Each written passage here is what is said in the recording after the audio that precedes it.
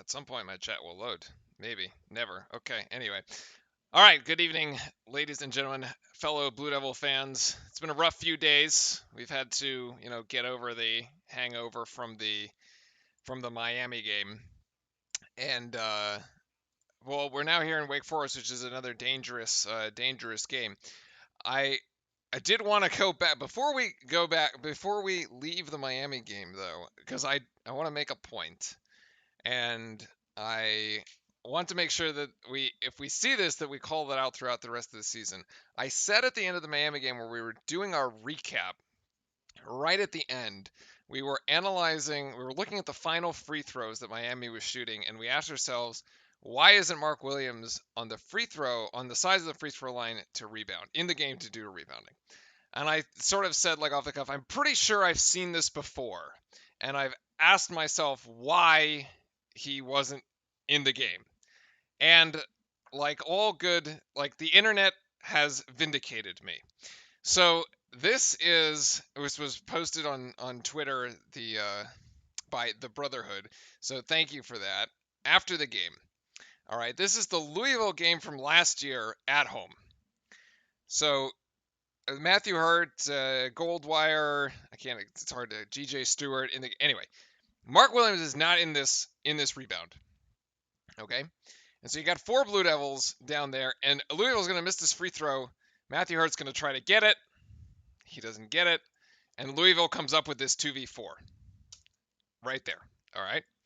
And I was like, wait a second. And then they end up winning this game. We actually lose this one.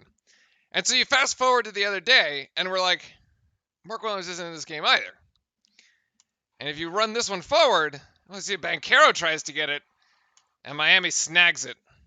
2v4 again. Actually, more like 1v4 because the other dude's on the floor. So, I don't know where that leaves us. Other than lots of questions as far as what this coaching staff is actually trying to figure out. Or do, because I'm still confused about the end of that game. But they have made a change here today as we get underway with AJ Griffin now inserted into the starting lineup. So Duke has gone big, Roach out, Griffin in, Coach K not coaching today, and it's a nice up and under by Paolo Banchero to get the scoring started here for the Duke Blue Devils. So, actually, I completely scuffed the roster there. I copied it over from last year. There, we'll fix that. Banchero, boom, and he's got the first 2. So yeah, Coach K out with a non-COVID related virus, and I suppose the good news is that it's not COVID. The bad news, and that we can get to play. The bad news is that if we lose, we all may wish it were COVID and we actually didn't have to play this game. I'm sure Coach would have been fine. He's got all the vaccines and all that anyway. So, Swabby, good evening, and good evening to chat as we get ready to go, or as we're actually already underway. And Keels has 2 more there. Nice little up and under move. And he gets his man off the dribble. 4-0 start here for the Blue Devils. As Wake Forest, one of the hotter teams in the ACC. We basically go from playing Miami, the hottest team in the ACC, other than us. That should be a foul assessed on Banchero, and it is a little too over-aggressive there. To playing Wake Forest, who is 10-0 at home, and Keon, welcome into chat as well. Wake Forest being 10-0 at home here, and yeah, the best Wake Forest start at home was 12-0. And so we have to see if we can actually break that. Wake Forest is averaging 80 points per game. Duke, prior to the break, was averaging around 83, 85 points per game. So expect a high-scoring affair here, and that's Dallas Walton getting 2 for Wake Forest up and under there. As I mentioned, we do have the lineup change, and Coach Shire is taking the coaching reins, which is actually totally fine because he needs to learn how to coach he needs to learn how to do it anyways. AJ Griffin's got a beautiful 3 from the right wing, and Duke has hit his first 3 shots of the afternoon. I think chat will agree with me that we're looking to see a bit more intensity, a bit more energy, a bit more fire out of Duke today. The last two games, the Georgia Tech game and the Miami game, were just kind of just slogs, really. Georgia Tech game more so. That one was just ugly. Um, but in any case, here we are. As Banchero's trying to back down his man, Banchero up and in, and yes, Banchero's got that. Duke's got the first 4 of 4 from the floor, and looking actually really good. AJ Griffin, yeah, with the splash. Diana, hello, good afternoon as well. And there's Duke Wake Forest hitting back, and that's going to be actually Alondis Williams for 2, long range 2-point shot. Wake Forest doesn't go very deep. They only rotate about 8, but they do score plenty. Actually, they have the 4th best field goal defense as well. So they can get it done on both ends of the floor. And Mark Williams can't get any penetration into the lane as Banchero tries to go around, gets it back to Williams, and Williams is going to have to go up with the right hand, and that's the first miss for Duke. Decent ball movement, but couldn't quite get it to connect. I'm actually not sure what we were trying to do as Banchero just like careened out of bounds, basically. And Wake's going to throw it away. That's the first turnover. Speaking of turnovers, way too many of them the other day against Miami.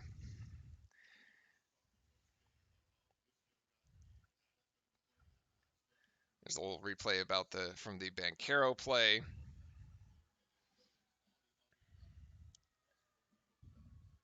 Yeah. All right, Wendell bringing it up the floor. That's actually our first stoppage in play. The first whistle actually give both teams a little bit of a break. It's Banchero isolation here on the right wing. Banchero, ooh, what a shot fake. What a beauty. 6 points for Banchero so far, 11-4. That's a play we can go back. We can go back during the commercial break and take a look at because that was quite nice. Banchero about the 16-minute mark there. A potential 3-point shot from Wake Forest. Now they will pull the trigger, and that's going to be a weak side rebound actually down to Wake. Ball on the deck, and it's going to be a held ball. Possession to Wake.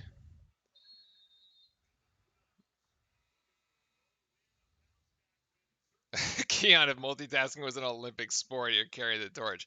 I love it. That's nice. Yeah, no worries, mate. I know we finally actually get the early game, which is quite a nice change of pace. We're going to have another early-ish game on Saturday. That Saturday game, I think, is tips at 2 o'clock Eastern time. I think it's 11 for me. But in any case, I think that's what we've got. So now I figured out how to draw on the screen again, which makes things quite fun. So we're going to try a little bit something different during the commercial breaks. We're going to look at some of the replays actually and kind of break down the action here. I think this is the yeah, actually this should be the one here. Go back about 15 seconds. So we actually have some stuff to talk about during the commercials. All right, so how are we going to set this up? So let's see. So we're going to set this up here. So here's the replay, right? You got, and I can draw my circles. Here we go. Keel's right there. Well, real large circles. That's larger than I thought there. All right. Gonna run this thing forward. And actually, Banchero is going to cut. Banchero's going to cut over here. All right. And then run this guy forward and let it go. So there's the cut by Banchero. And there's the pass inside. You're going to basically see everybody clear out of here. Everybody's going to clear out. They're going to go basically 4, 1, 2, 3, 4. Well, aside from Mark Williams in the paint, but it's basically 4 Blue Devils. You're going to give Banchero the side. We see a lot of this is the isolation play, the isolation ball here for Banchero set up on the right side. He's going to do a nice little shot fake there, go up and under, and this is a beautiful move there. That's the classic isolation play there for Banchero that we've run a lot of that actually this year. We sometimes run it for Wendell too, but we'll be on the lookout for that kind of play. And I gotta refresh because anyway, play. There we go. Perfect.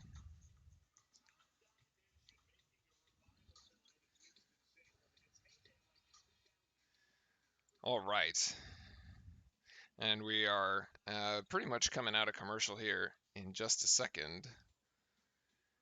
They're going with the Chris Paul highlights, of course, which is sort of in theme.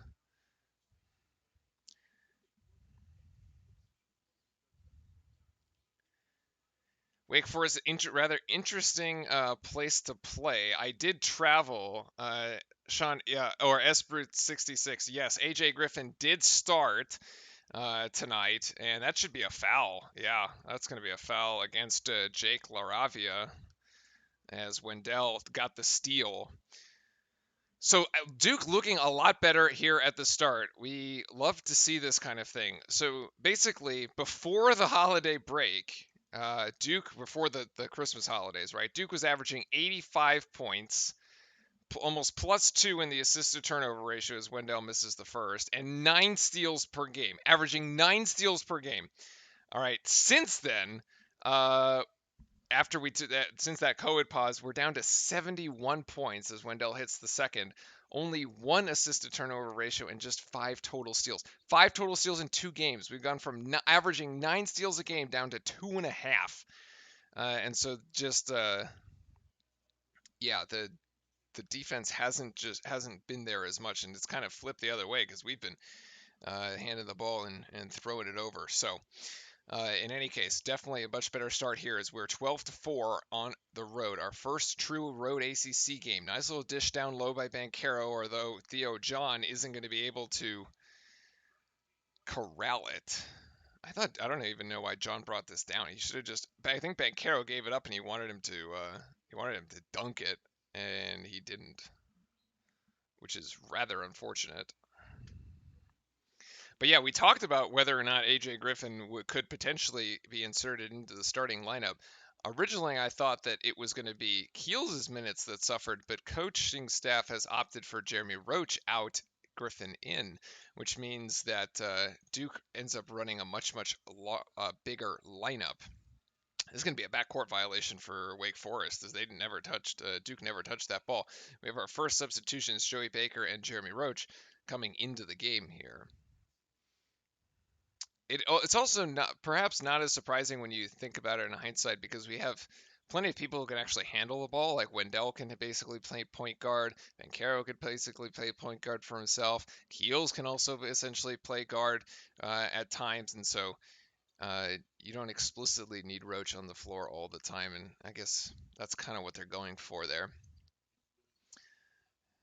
Banchero to Moore. Duke now with the smaller lineup here. Really the only height on the floor coming from Banchero and John, and maybe Wendell, as Banchero's 3-point shot is off. It's short, hits the front of the rim, and just kind of drops down.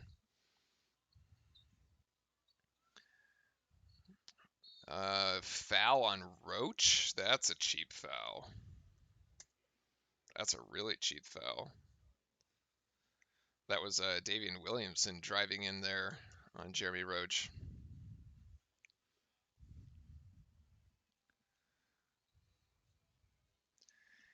It's Williamson on Roach again at the top of the key. High screen there by Dallas Walton, who now has it. Wendell denying, what is that? Williams actually doing pretty good in that denial. And we've got 4 seconds for Wake. I don't know if they know. No, they definitely don't know. That's a shot clock violation. Alondas Williams just completely forgot the shot clock or didn't hear about it. Either way, fantastic Duke defense for a full 30 seconds there. Wendell once again taking the toughest, probably, defensive assignment on of the opposing team. As when, yeah, good drive there by Banchero. He's going to draw a foul on Kadeem Sai. First foul there.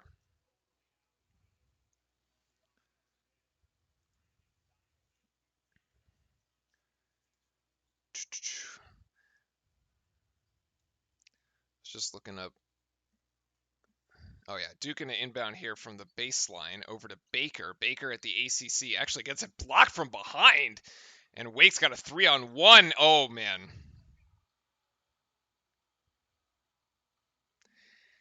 Oh boy. Alonda's Williams there with a emphatic dunk that unfortunately might get. Oh, actually, it does definitely get the Wake Forest crowd into it. And there's another deflection by Wake Forest.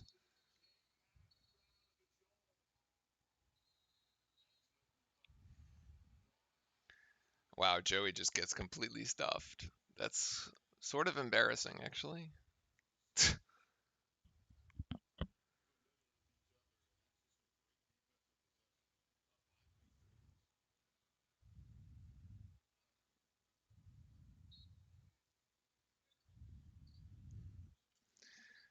Anyway, resuming the play here, Wendell's going to set this up. 15 seconds on the shot clock for Duke. Roach screened by John denies it.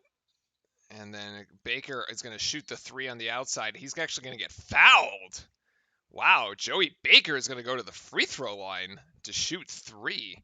Second foul on Jake LaRavia. Assuming that is correct.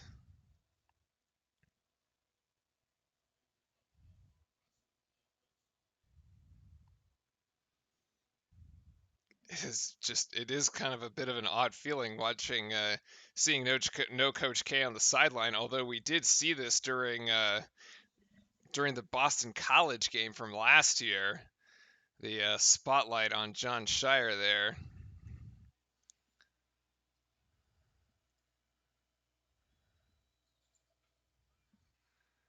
And Baker misses the second of three. Yeah, second of three. Side last name reminds me of another short name, like the guy that played. Aw. Oh, Bobokar Aw. I don't even know how. I'm not even sure I know how to pronounce it. And Baker misses the. Oh God, what? Baker misses the third. So he only gets 1 out of 3. That's a sad trip at the free throw line. Well, we came out really good, but these last 4 minutes here haven't been as. Oh, that's a Theo John foul. Getting a little chippy out here, actually.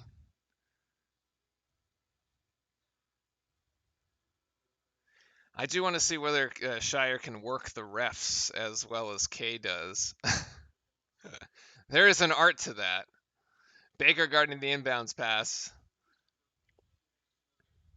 That one gets to Williams. Williams trying to drive inside on Baker. Oh, intercepted there by Roach. Right place, right time. And Joey, extra pass out to Wendell. He's got a mismatch. Wendell can make this move here if he wants. Theo John has to clear the lane, though.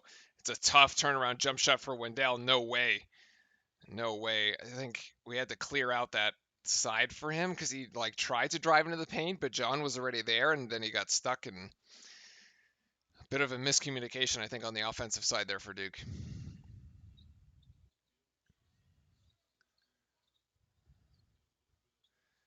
Three-point shot there by Wake, way off actually. Long rebound back to Wake, however, and they're going to go right into another one, and that's good.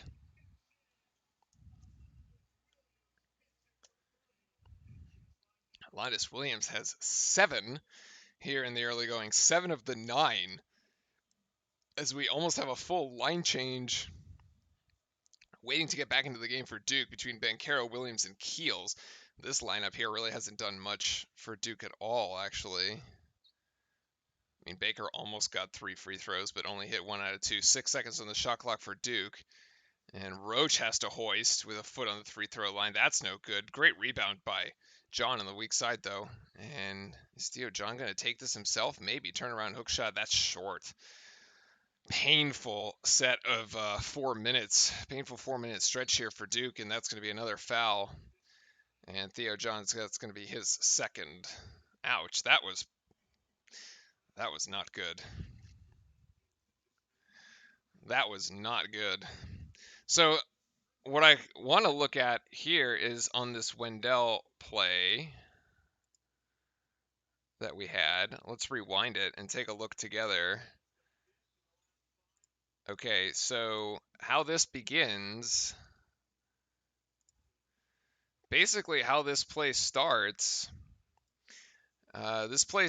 over here with Williams trying to work in. Great defense by Wendell, and Roach is just going to pick this thing off. We're going to see Baker's going to make the extra pass. Okay, freeze it. Baker's going to make the extra pass to Wendell, and then I think this is where this all goes awry. I think AJ understands that he has to go that way, and because what Wendell kind of probably wants to essentially go drive baseline here, drive his man baseline and try for the score. And in order to allow him to do that, AJ has to go left effectively. He's got to clear out the baseline. But Theo John doesn't quite get the play, and he fills in that gap. So as we run this thing forward, oh, okay, well, AJ actually goes down. But anyway, Theo still fills in the gap, and all of a sudden there's nowhere for Wendell to go. Because at this point, what do you do? At this point, what do you do? Your option is to pass it back out here to Joey. You're not gonna make this pass. You're not gonna pass it to Theo John. Like, that's not gonna happen. Why would you do that? Like, right? That doesn't make any sense. I think what Wendell wants to do is imagine that there's nobody here, nobody actually here, and then he wants to flip this around, go over his right leg, and make a dive to the basket. But he can't. And now this play gets broken right there. And now he's still kind of stuck, and he's just clogging, and he's going to settle for this like mid-range jump shot that just like doesn't land. And that's kind of unfortunate. So, like, we tried to run offense, and it just didn't work for us there. Anyway, I think that's what was trying to happen, and it just did not go our way. In any case, their watch party is going on in Discord for all the folks who are new, perhaps, to the channel and looking to join us there. So make sure to hit the sub button, join your fellow Blue Devil fans in Discord. Otherwise, it's on the ACC network. Everybody can watch there, and join us back here for the conversation. I see Henry Vargas in chat. Hello, everybody. And yeah, too many broken plays in back-to-back trips. I sort of agree. It's just like, I don't know if that lineup really doesn't seem to have much offensive firepower to it, which is sort of unfortunate. You end up bringing in both Baker and Roach, and all of a sudden you're not left. You're left without much offensive scoring. And you're just kind of wondering, like, what's going on. So, yeah. In any case, that's bizarre. But it's also been ugly for Wake Forest, too, let's be honest. This is like both teams average 80 points per game. 10 minutes into the game, you'd expect them to be at the 20-point mark. And both teams are like half of that effectively. And of course, Davian Williamson is trying to cut into that here as he gets the first.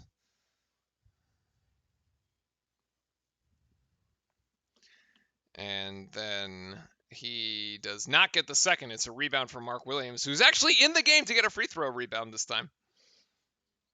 Very convenient as we pick that one up, and it's no offensive board. So your 5 Blue Devils on the floor, actually, and Vancaro's just going to go down Main Street. And he just beat everybody off the dribble. Jesus. It's actually the starting lineup, except with Jeremy Roach instead of AJ Griffin. So this is kind of the starting lineup we're more familiar with seeing out on the floor at the time right now.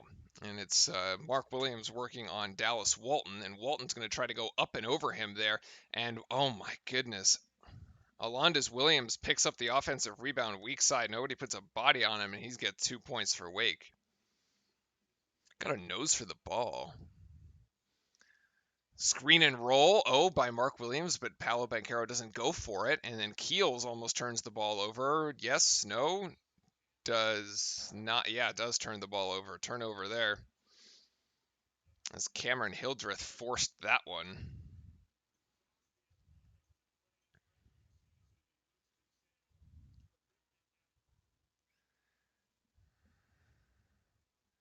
It's a nice Banchero dunk. It just like looks too easy. It's the easiest bucket we've gotten all night.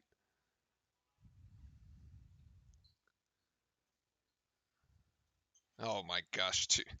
All right, so on that one, Wendell tried to go under the screen and just got burned. Oh boy. Roach going to put up two. Too strong. Mark Williams trying to go up for it. Ball's out on Wake. Going to be a baseline inbounds pass. Let's see if we can get anything here. That's actually an interesting defensive play. We can look. We've mainly been looking at the offensive side of the ball. We can look at the defensive side of the ball too, and see where Wendell got beat on that one. We'd be about the 10-minute mark. Be a good one to mark down there. As Keels tries to take a mid-range jump shot. I'm not sure I like that at all. Right off of the inbounds play, like no ball movement, just jacks up the two-pointer mid-range. Not a good option there for Duke. And now it's Walton's going to take three. That's going to hit the back iron. Luckily for us, he was wide open. I guess we just dare him to shoot it. Scouting report says he's not very good at three, so why not? Williams down low. Williams making a strong move. It's too strong, actually. Oh, my. Wow, Duke can't buy a bucket after we, 4 for 4? Made 4 of our first shots. Now we can't hit a damn thing. As Cameron Hildreth hits that one, and that's going to be 2 points for Wake Forest, and they're now on top. Oh, it's an and one, actually. What? From who? They're gonna wait. Who they gonna wait? Who are you gonna call for with the and one there? Another foul on Roach? That's pathetic. That's an awful call. What the? Gross. Yeah, he misses the free throw. Ball don't lie. That was a phantom call right there. There was absolutely nothing to call. Now Duke really needing a bucket here. Good ball movement. Keels was open but didn't take three. Williams, now it's Griffin in, and Williams takes a couple steps, but that falls short. It just rolls off the rim. Nothing going easy now for Duke. I'm not exactly worried at the moment, but I'm like my worry meter is starting to go up slightly. As Williamson misses that one, that also rolls off the rim, kind of like it did. That's a wide open shot for. Oh, Keel's got to be ready to shoot that. They probably could have called him for offensive foul anyway. Oh my! What?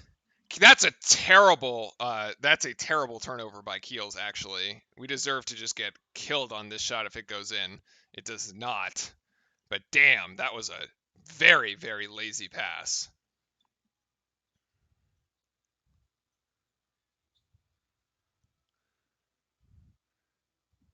Yeah, Duke, 0 points in the last 3 minutes. The single point actually was a it was a Banchero dunk. Banchero crossing over underneath. He chucks up three and no good there. Again, very little ball movement. And Wake Forest is going to get an easy 2. All right, now I'm kind of worried because I think John's got to call a timeout here. As Musius has to. He's going to get Keels over the half court line and call time. No, nothing. Banchero on Musius. Banchero the turnaround jump shot. That's good.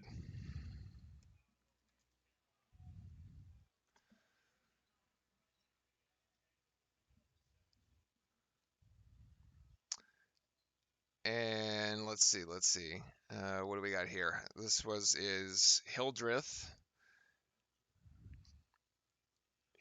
Cy working on Williams, and he's just going to lose the ball. So that's a gift, actually, as we hit the under 8 timeout.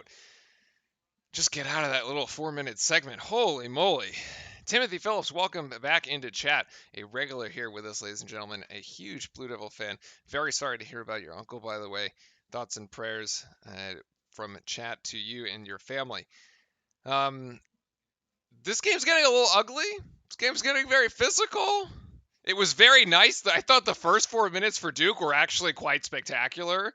Like, we came out and we essentially had to play this exact same way we, wanted to play, imposing our will. Good tempo, good shot selection. Shots go in. We get points.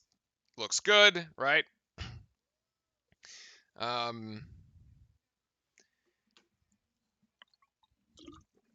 Now, let's talk about that defensive sequence.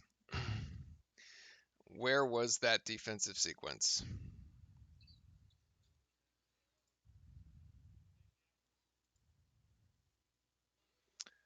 Oh yeah, it's right here. Okay. All right. Okay. Here's the defensive sequence we can analyze during the break. You got Williamson with the ball up top. You got an incoming screen here from Dallas Walton. He's going to come up and screen. Williams wants to go that way and around it. Okay. That's the setup. Let's look at what happens. There's the screen. Moore gets caught on it. He tries to fight through it. And, just a wide open, just an easy shot. This is a difficult position to be in because I think what should happen here, there's a nice dunk by Bancaro, but there's some missing communication.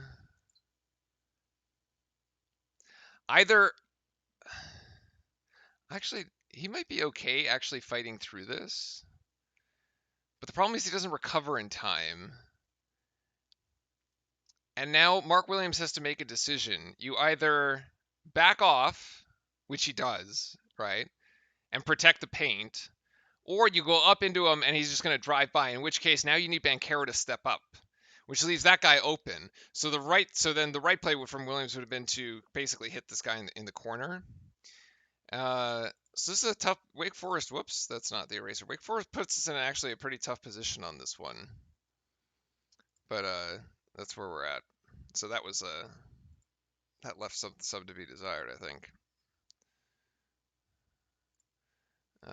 Let's see. Let's rejoin this thing live.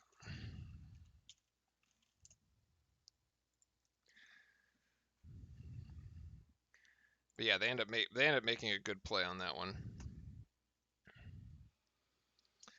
As we got 17 to 18 here. And I realize that one of these things is broken. Oh, there it is.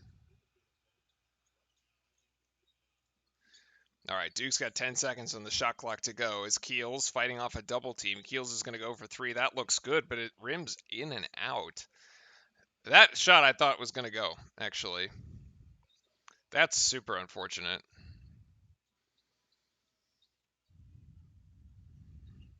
Hildreth way up by the Wake Forest W. There, actually, Wendell goes underneath the screen, stays on his man, and results in a missed shot. So maybe he should have gone underneath it. Griffin trying to get this to Bancaro and does. And now we clear out the side. Isolation for Bancaro. Bancaro's going to put up a shot way short. Way short. I don't even think Wake Forest touched it. And Wake Forest too strong on the runner. Williams, again, no good there. Both teams actually can't quite settle into any sort of offensive rhythm. And Bancaro going to take spin under and tries to... Is that deflected over Wake? Doesn't matter, actually. Wake's just going to pick it up themselves. Decent recovery defensively by Duke. AJ Griffin, good D here on Musius, and Musius' shot is short. Wow, both teams can't get anything going right now. Whew, this is painful. For the top two scoring teams in the ACC, this is not the shooting performance that we expected tonight. Holy moly. I mean, everybody's taking horrible shots. Wake Forest's shots aren't horrible, they're just not going in. Ours are horrible and not going in. Oh my gosh.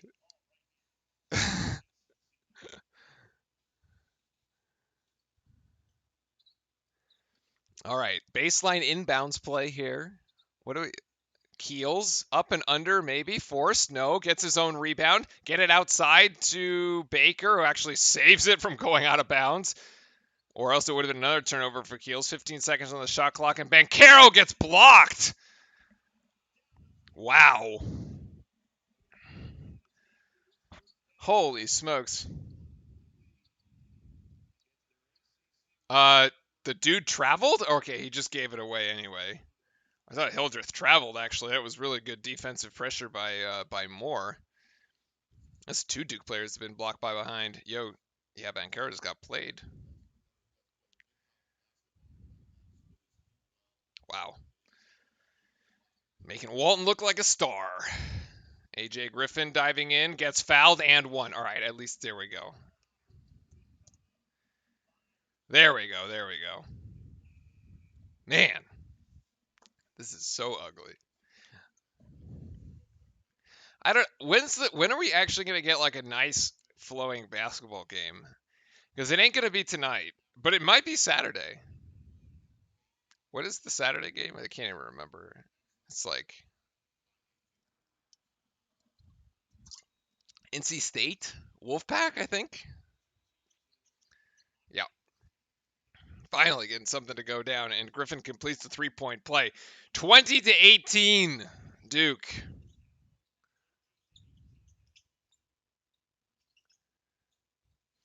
Hildreth being guarded by Keels. Hildreth now at the ACC logo in the paint. And he goes up. Wow, he's going to get that.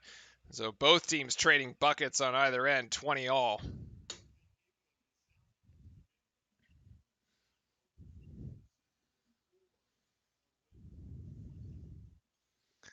Wendell, ooh, almost got called for an offensive foul there.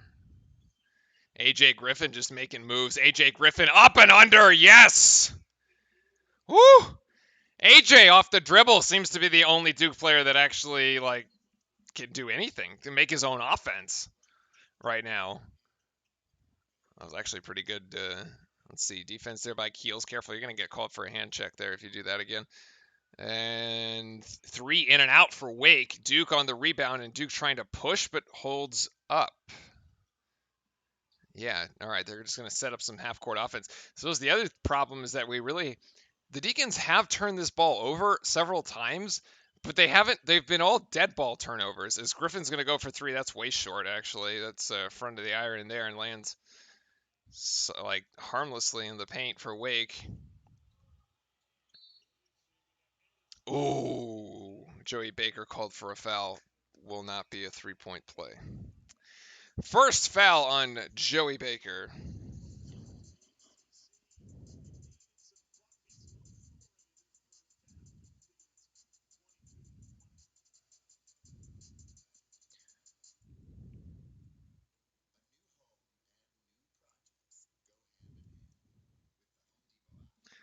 Okay.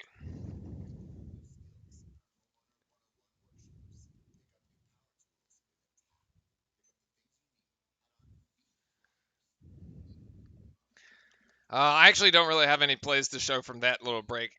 Wasn't much. So let's just check on the stats. The Price is Right might be more entertaining. I don't know.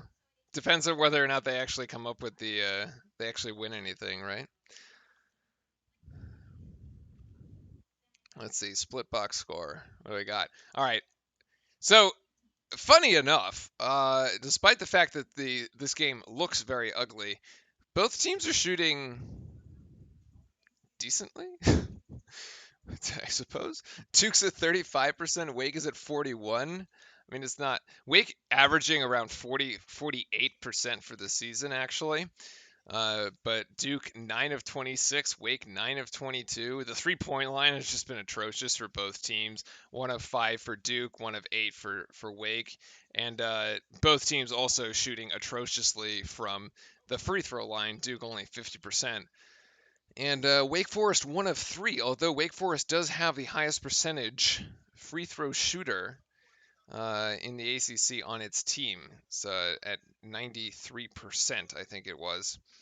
Yeah, 92.5%. Davian Williamson, that's number 4. So if things go late and we're in a situation where we have to foul Wake Forest, you don't want to foul number 4. All right, so yeah, total rebounds slightly in favor of Wake Forest, 18 to 15. Although offensive rebounds are the same across both, 3 for each. Yeah, just a few more second chance points for Wake. Points in the paint in favor of Duke. Whew. The one I don't see. The one I don't see is turnovers. See, Wake Forest with 3 steals. Oh, there it is. Okay, yeah, Wake Forest has turned the ball 7 times, and Duke has only scored 6 points. So it's less than a point per turnover. So basically, we're just like not converting any buckets off the Wake turnovers, and I think that's again as a result, resulting from the fact that a lot of them were just like thrown out of bounds and dead balls. So.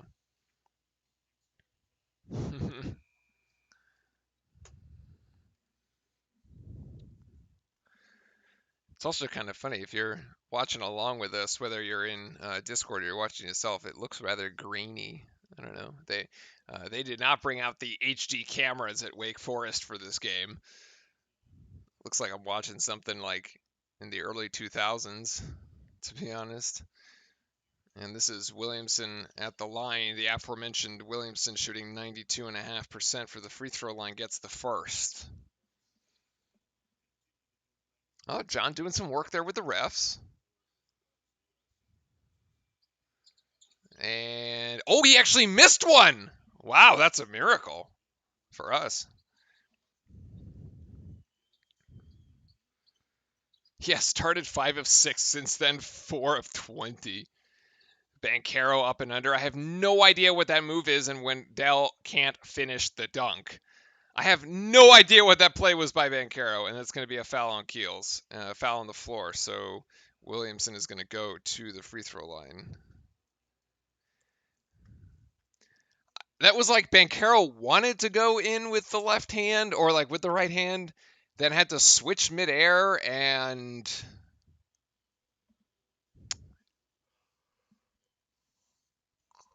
I don't know.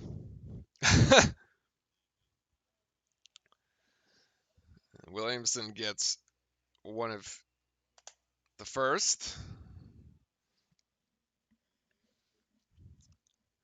This could be high school play. I mean, both these teams are probably close enough to they could just go to the local YMCA and, throw down for a little bit. And he gets the second one. Wake Forest by a point here. See, I don't even know what, could really break this thing open. Sometimes you say, well, the first team to score a 3, could really have an advantage and maybe try to open the offense here. But both of them have just been so bad. I don't know. Kind of hard to say what's going to get either of these teams going here. Banchero going to try the 3. The step back jumper. Yes! That looks good there. Assist to Wendell Moore. Banchero for 3. And he's got 13. He's actually shooting 50% from the floor. He's 6 of 12. That's not terrible. That's not bad. It's not bad at all. AJ Griffin is also impressed tonight, except for right there where he went right and his defender went left. Well, wait, rather, other way around. He was the defender. His man went right, went left. He went right, and he picks up a foul. And that is a 1-1 for Wake Forest.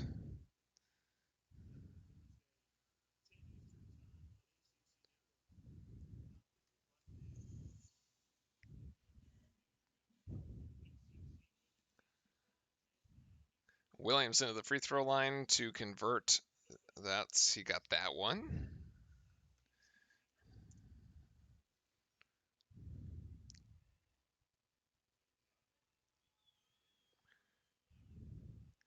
I mean, Williamson has scored 5 of his 6 points at the free throw line. He gets that one too. Making a living there, 25 all. Both teams way under their scoring average, though.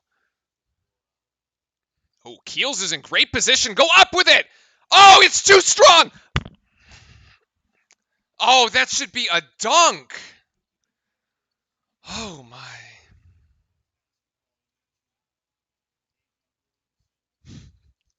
I feel like that's like the last 3 games in a nutshell. Or the last three if you count this one.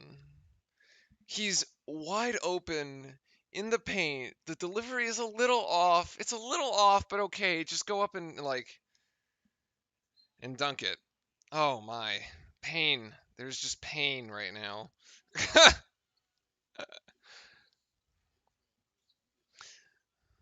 Williams going to take 3 here. That's short. Oh, and the putback. Nobody puts a body on Cy, and he's got an easy 27-25 Wake. That gives Wake the 2-point advantage here as we tick down under a minute 30. Wendell getting a little lost there. Wants to get it. Banchero back to Wendell. High screen. Oh, no. Williams is going to get this, so not a screen and roll. And then the handoff to AJ. AJ trying to, yes, get it back to Mark Williams. That's the little screen and roll. That's a play we can look at halftime, right at the minute 15. That's a beautiful play, actually. Very nice.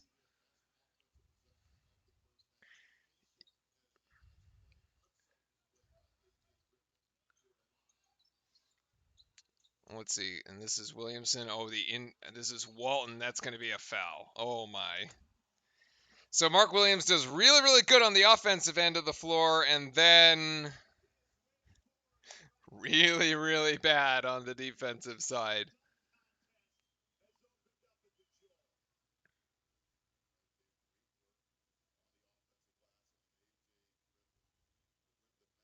Oh, man. Hook, line, and sinker went for the shot fake. Ouch.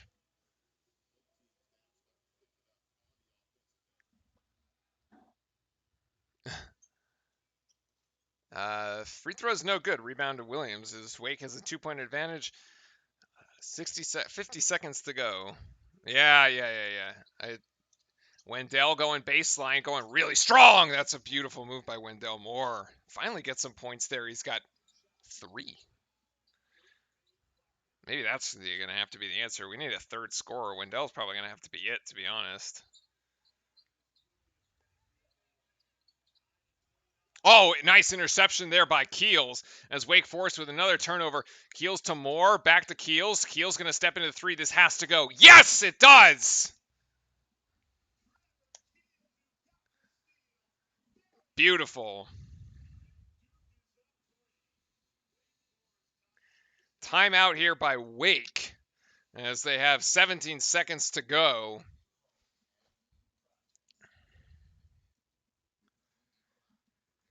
That little sequence actually gives me a lot of hope because we've actually ended this going into the halftime locker room. Now, granted, we can't really let Wake score here on this particular possession, but going into the halftime locker room, this is very positive development for Duke. As Kevin was saying, Duke playing like crap. These last 2 possessions have actually looked pretty good.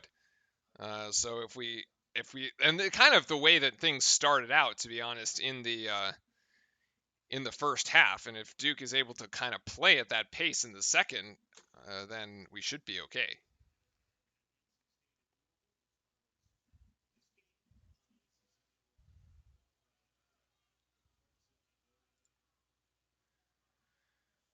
All right, final shot here for Wake Forest. 8 seconds to go. Oh, it's going to be an offensive foul actually called on Isaiah Musius.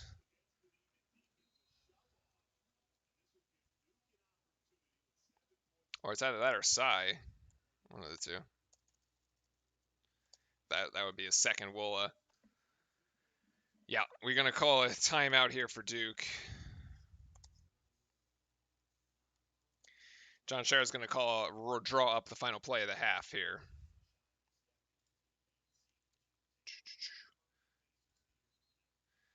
Yeah. Personal fouls. Musius with 1. LaRavia, he has 3. That's why he's been on the bench the entire time. Hildreth 1. Cy 1.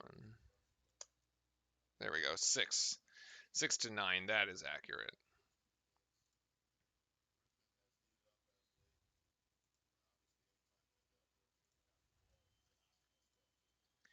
All right, final sequence for Duke here. It's AJ Griffin. He's going to take the three. Yes! Yes, beautiful play. These last final sequences have been really, really good as Griffin puts himself up into double digits with 11 points, and Duke has a 6-point lead. Whew! Very nicely done. All right, that is a great end, actually, to the first half. Great end to the first half. As okay, yes, exactly. As Swabby is saying, this is how it's done. I like it. Now let's take a look. Let's look at some of these plays here from late in this half, this final sequence. All right, that's that one. I think it was a minute 15. We said we got to put a bookmark on that one. Something like that. Oh, it's C. Okay, it's not Psi. My bad. C.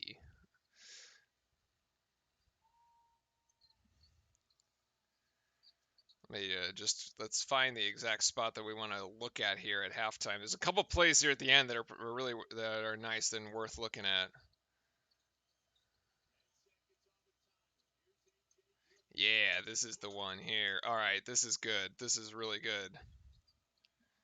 Okay, let's set this one up for our fans here. Okay, let's talk about this play. This was the Wendell to this is the AJ Griffin to Williams, but it actually is started by Wendell, who we're going to see here at the top of the key, and Mark Williams is going to start to make this move up and essentially try to set this screen. We see Mark Williams, a lot of high ball screen action starting with Mark Williams and one of the guards slash power forwards slash whatever we call them nowadays. They play every position. In this particular example, that's what we're looking at here. All right, so um, let's see. Control W gives me my cursor back. All right, perfect. So we're going to roll this one forward. We're going to see Williams come up. He's going to get the ball. No actual screen this time. He's just going to straight up get the ball here in this case. And that's not what I wanted. What the hell was that? Hold on. No. I hit too many buttons at once and it totally scuffed the, I apologize. We're going to go back. We're going to go back.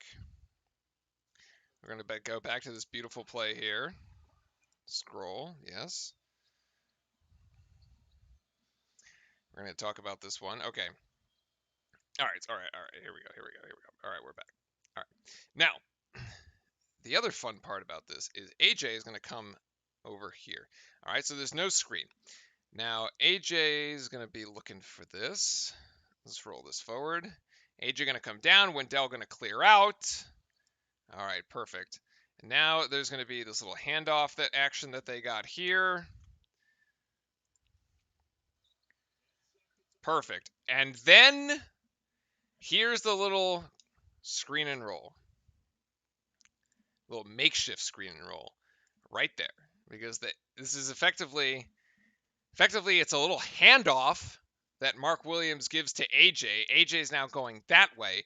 But Williams, as soon as he screens here, so look, this defender is now, look where this defender's eyes are. This defender's eyes are set on AJ. Mark Williams is just going to cut. Mark Williams is going to cut because look, see what happens there. AJ's defender stays with AJ. Williams's defender, who has his eyes locked on AJ, also stays with AJ. And that's now effectively a double team. And this is actually just great court vision by Griffin and great court awareness because Williams is now cutting to the hoop, and this is an easy dunk. This is beautiful. Bro, oh yes. Oh yes, spectacular, spectacular, right? This is great. That is great Duke basketball right there. All right, beautiful. Beautifully executed how they actually did that one. Okay. There's another one coming up here that's worth talking about. So again, that high screen and roll action executed to perfection. We nailed it. This next play is just terrible defense by Mark Williams, who just gets caught in the air, gives this guy an and one, very easy. Nothing, definitely not a highlight. Keep going forward.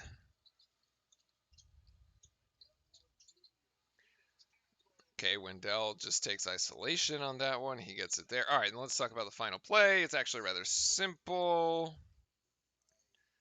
Let me just look at it here. This is actually a rather simple play, I believe. Yeah, this last play of the half here, Duke is going to get a 3 off of this. Fairly simple, spaced out floor. We have a lot of shooters out on the floor right now. So let's take a look. Take a look here. You got Roach out here, Baker out here, Bankero out here, AJ over here, and Wendell Moore over here. Every one of these 5 players can shoot the 3.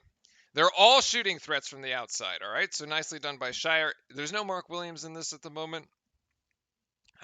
So he's looking for either Wendell who's got the ball right now with 5 seconds, is either going to have to create off the dribble himself. Bankero might be an option, or you're going to have to drive and kick, all right, outside to one of these shooters who hopefully gets open. It's essentially, I think, what this play is doing here.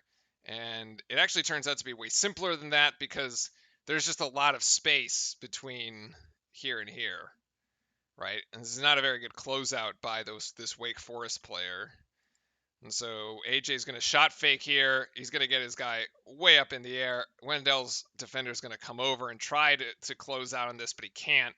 And AJ Griffin just drills it. Very nice floor spacing from Duke with the shooting. Oh, sorry, it's not Roche. It was Keels, but he can shoot 3-2 anyway. So um, very nice floor spacing from the Blue Devils here on the final play. And yeah, it looks pretty good. These last couple sequences there, and even Wendell's kind of play off the dribble where he goes in and gets 2, really nice. Really nice Duke offense there. That's kind of the offense that we saw in the first 4 minutes of the game. Duke then basically played 15 minutes of absolutely garbage, horrible basketball. And somehow we're now up 6 going into, what are we at? Yeah, we're now up 6 here at the halftime. So, you know what? It could have been worse. It could have been better, but it could have been way worse. I don't mind a 6-point lead to a Wake Forest team that is very hot at home at the moment. So, um, yeah. So anyway, that's where we're at. Hopefully the folks appreciate the little deep dive we just did. I'm looking forward to doing more of those deep dives here. Surprised we made it past 30 as a whole by the end. Actually I agree with you. So Bobby, I agree with you, buddy, because it was not looking like that at the start. So it was actually looking pretty doubtful for most of us here. Actually, for both teams, it was looking pretty bad.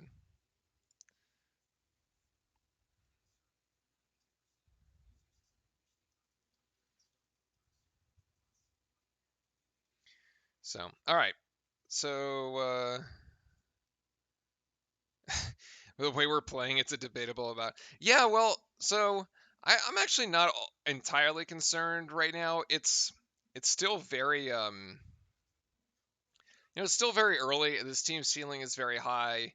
Um, you think that it's kind of like in the January February time frame or within the next month, some of these sometimes freshmen kind of hit a wall. So you see that a lot. Lamont Griffin looking like the best player on the team right now. Yeah, I agree. Actually, over the last several games, he has been just tremendous. And he got the starting nod tonight, so the coaches are definitely acknowledging the fact that, he's been looking really, really good, uh, both on the court and perhaps in practice too. Duke ends the half there, the final 44 seconds of the game, on an 8-0 run, 4 for 4 from the floor. It was almost a 10-0 miracle minute. Probably would have been if we had a bit more time, or time for another possession. Let's take a look here just from a stats perspective. Chat was mentioning AJ Griffin looking like the second best player out on the floor next to Banchero here. Griffin with 11 points so far tonight, 4 of 5 shooting from the floor, 2 of 3 from 3. He's hit his only free throw, 1 rebound, 1 assist. He's got 11 points so far tonight.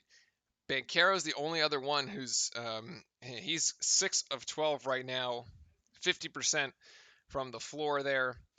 Not as good from the three. He's got 4 rebounds with 13 points.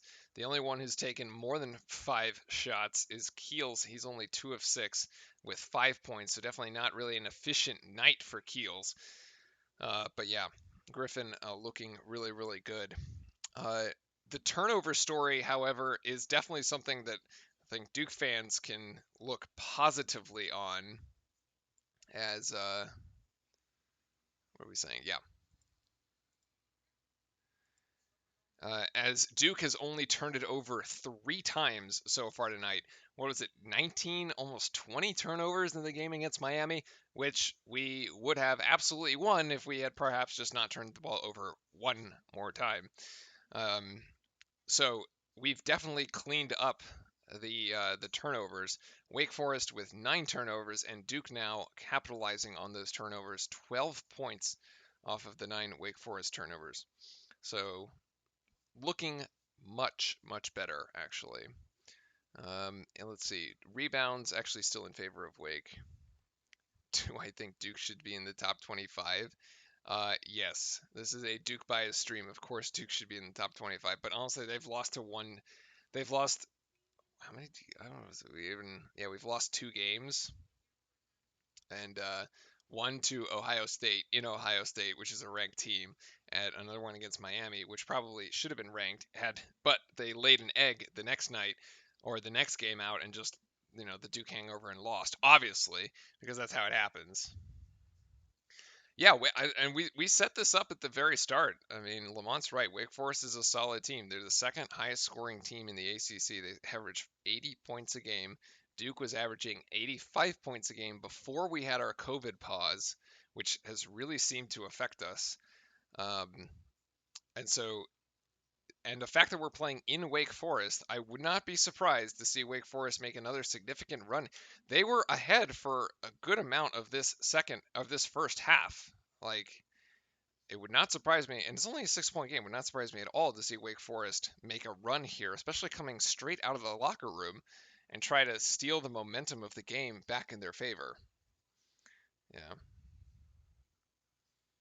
Griffin comes back next year healthy yeah, I would love to see multi-year Duke players, that's for sure. It obviously doesn't always happen that way for us. Sometimes it's the problem is if AJ plays too well, then he just ends up leaving, right? Because he's like, everybody's like, oh, you can make it in the NBA, and the scouts start talking, uh, and then you're like, well, that's not gonna work. Lamont already calling it. Griffin's not coming back. I mean, if he keeps playing the way he's been playing, I probably need to step it up just a little bit more. But he's definitely got it in him, so I don't see why not. Yeah, then he probably does the one and done thing, right? So that would be unfortunate. The others, trying to see what other stats kind of stand out to me here. Second chance points, 7 second chance points for Wake Forest, 0 for Duke. A lot of bench points for Wake, actually 12 points off the bench for Wake Forest, as the Wake Forest starters haven't really been able to do much. LaRavia sitting on the bench with those 3 personal fouls. Back into the game here as we come out of the halftime. And interesting, yeah, LaRavia is actually second in the ACC in field goal percentage. He hasn't taken a single shot tonight.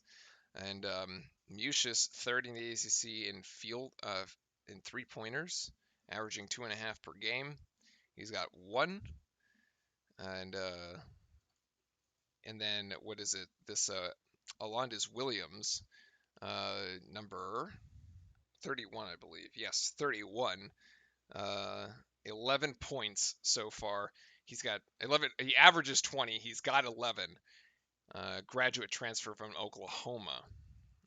It's worth keeping an eye on. Wendell has been playing pretty good defense on him, but he has gotten away. He's been a little squirrely. Gotten away from Wendell a couple times. And there's your, stars of the game breakdown there. 13 points for Banchero, 11 for Alondes. Duke's, there's the plus 10 off the turnovers, right? So that's the big little differential there. Duke managing to capitalize. If Wake turns it over another 9 times, we're feeling pretty good about this outcome, I think, chat. I think we're feeling pretty good. Duke's going to start with the ball here. Trevor Keel's going to inbound, and Wendell Moore is going to grab it. It is the big lineup for Duke. Same lineup that we started the game, we're going to start the second half with. So Griffin is in, and Griffin is going to come off a curl, and Griffin is going to get the mid-range jump shot right at the ACC logo, right next to the free throw line. That's a beauty. And Duke, it was got an 8-point game. Now we need some defensive stops, honestly. Try to blow this game open. Mark Williams, gets the block. Yes, Williams gets the block on Williams' son. And Duke is in business here. Just needed 2 to make this a 10-point game. Don't settle for a 3. Williams trying to get really good position down low.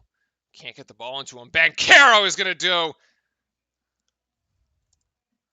little circus, I don't even know what to call that. A little pirouette, maybe, as he slams it home for 2. Put Williamson in the blender, to be honest. Not only does he have like 4 to 5 inches on the dude, but he put him in the spin cycle. And Williams is going to hit the deck. Wake's Williams is going to hit the deck.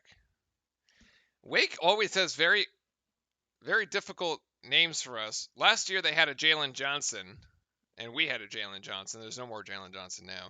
We have a Williams, they have a Williams, they have a Williams son. They need to come up with more original names. Or just make them up. Free throw's no good. The first of 2. I love how they put up Banchero's draft prospect card all the time, and he's got like a C+ on defense, and it like never changes. It's like we should shame them for that. And the second one, Alondes Williams gets 1 of 2 at the free throw line. He's got 12 to lead all Wake Forest scorers. 9-point game, Blue Devils.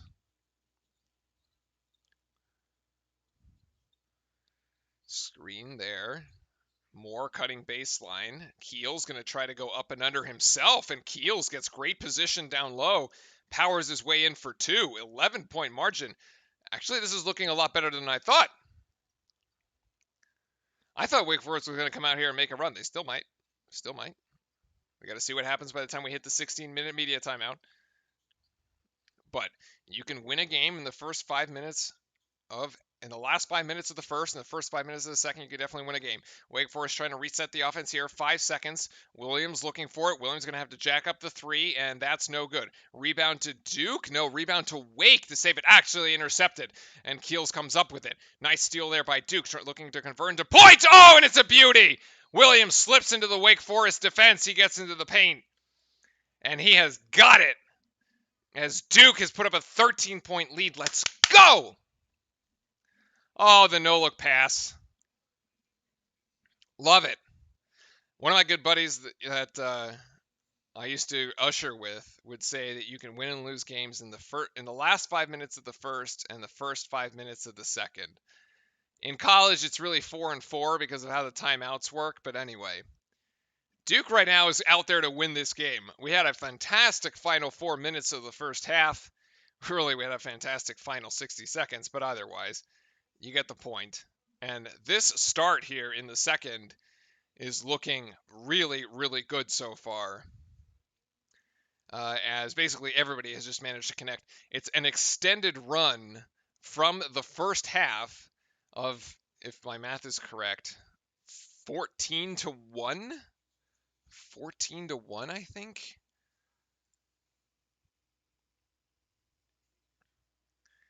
35, 8, 8, no, 16. 16 to 1. 16 to 1 extended run here over the last, what are we at? 3 minutes of real game time. Just pretty fantastic so far.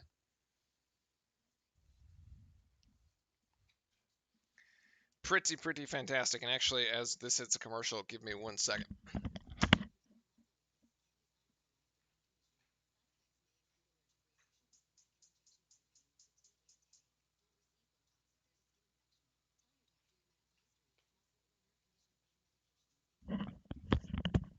All right, we're back. I forgot I had to set the oven.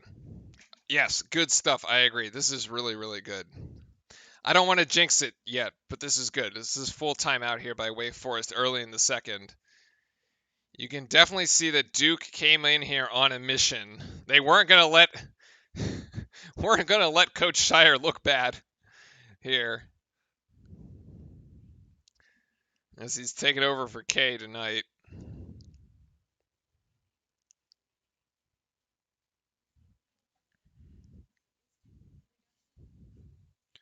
But actually, Duke managing to just get it done on both ends of the floor right now. Super active in the passing lanes. This looks like a lot like the Duke team we saw before the break. Oh, Lamont apparently he just has like a virus or something, like non-COVID related illness is what they said.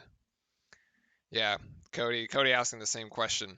It was described as a non-COVID related illness. So he's sick with maybe the regular flu or like just the common cold or something that's not COVID. So,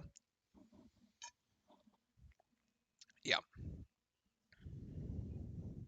So hopefully he's just back for the weekend game against NC State. And yes, it is a 16 to 1 run. My math was correct. This is fantastic play by Keels there.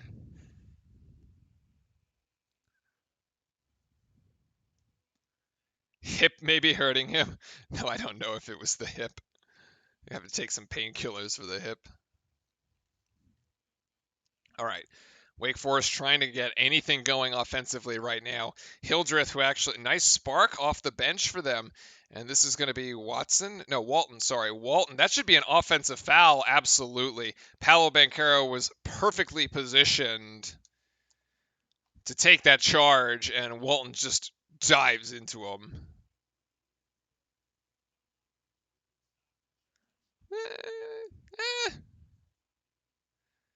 A little bit of a turn there, maybe. His feeder said he gets it. Nicely done by Banchero, taking the charge. Not a lot of freshmen jumping in there to take charges. That was a great defensive play. Now Duke with another opportunity, and that's actually deflected. It's going to be a reach-in foul by C.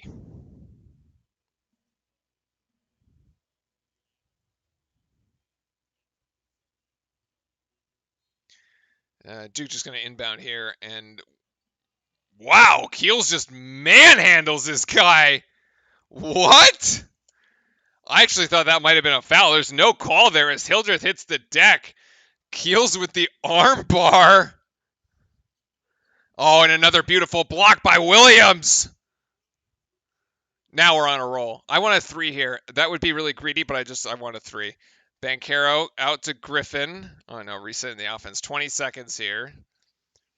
Williams finds Banchero. Yes, Banchero down low in the paint. The turnaround jump shot, and it goes. Banchero, beautiful hook. 17 points. You cannot stop Duke right now. Oh, Wake Forest could call another timeout, but that'd be kind of sad if they did.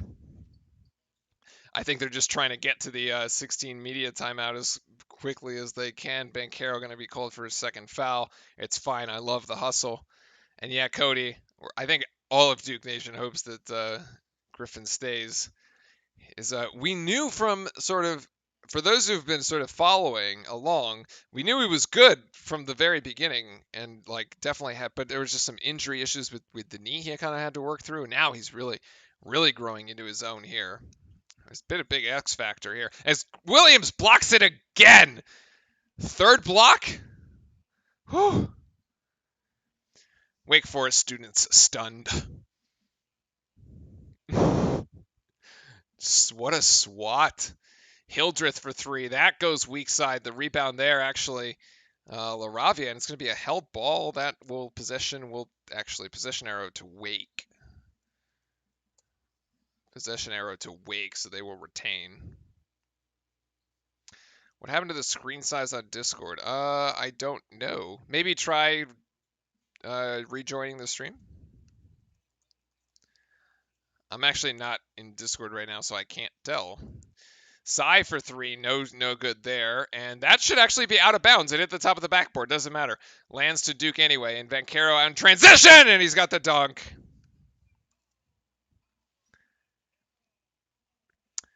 And what do we have? A 22-1 run in the last 5 minutes? Wow, we are blowing Wake Forest off their own floor. Alonus Williams finally slows that up. He's got 2 points, 14 for him.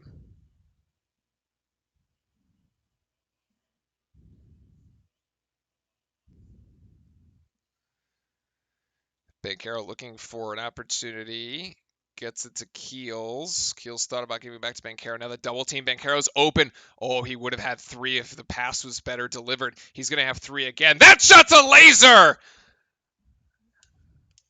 22 points for Bancaro. All right, there's the three I wanted.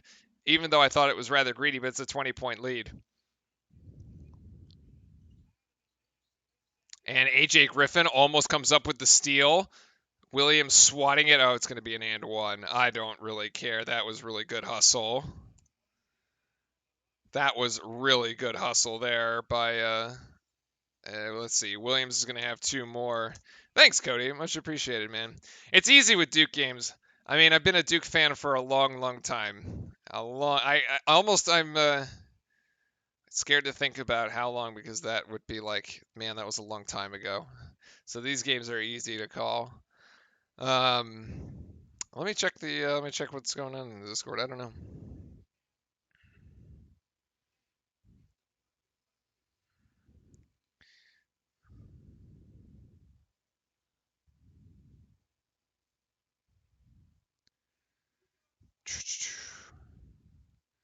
There's a note. Oh.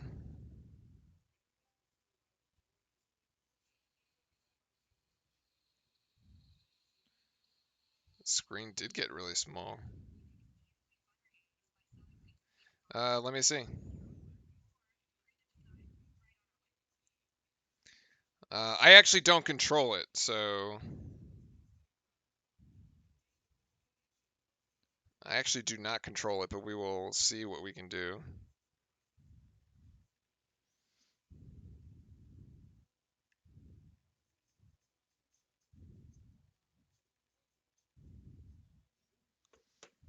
Be right back.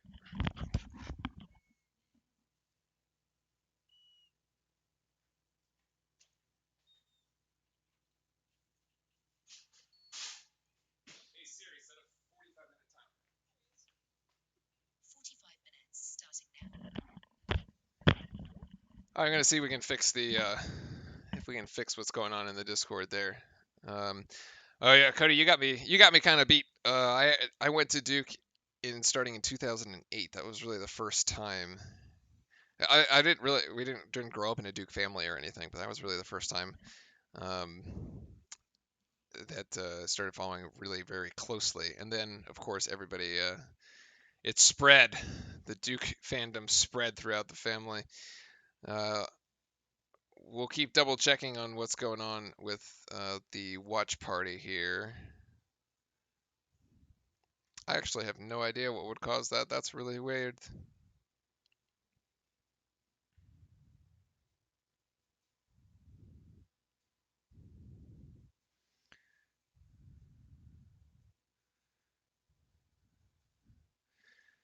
That's really weird. Anyway, Duke's just on an absolute rampage right now. We have blown this game open. Honestly, this game might get. Well, no Duke blowout is actually ever boring, so it won't get boring, but it will get boring for Wake Forest fans very, very quickly. Um, as although Williams is going to go to the free throw line here, he's going to have an and one. But Duke just playing at a different level.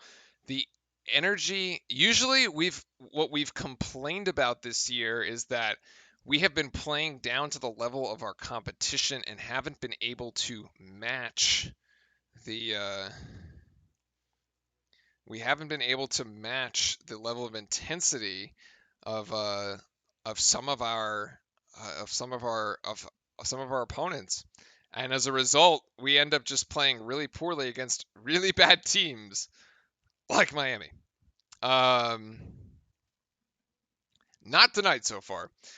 Alondes Williams at the free throw line, and he gets the first. 17 points for him. He's having his night. Of course, he averages around 20, so he can get his, but no other Demon Deacon is even close. Davian Williamson has 6. That's it. That's the second highest scorer for the Wake Forest team here. AJ Griffin coming across the screen, working on Laravia. Keel's going to make a move inside. Keel's carried it. No, that doesn't count. That doesn't count. Doesn't count. Duke's going to have to inbound for the baseline. Cheeky play. Keels thought he had it, but no. Definitely does not count. Hildreth with his second personal. Maybe in the NBA. Griffin, the step back jumper from the corner. No way! No way! That was sick. Oh! The basket is huge for Griffin right now. That step back jumper was just pure. Oh my goodness. Splash. Wow. Oh, great. Great, Lamont, that it's fixed. Fantastic.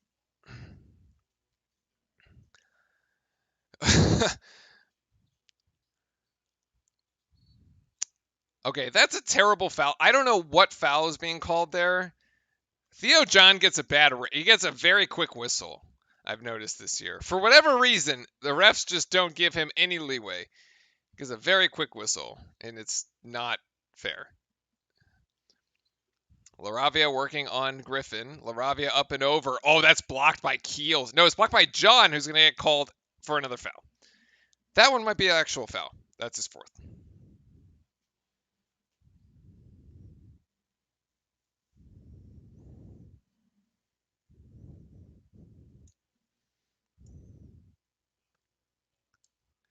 Yeah, it's a two-man show right now. We were kind of saying at halftime, like, well, I think we need Wendell to really step it up, and he's got 3 points. He had 3 points at halftime. He's got 3 points right now.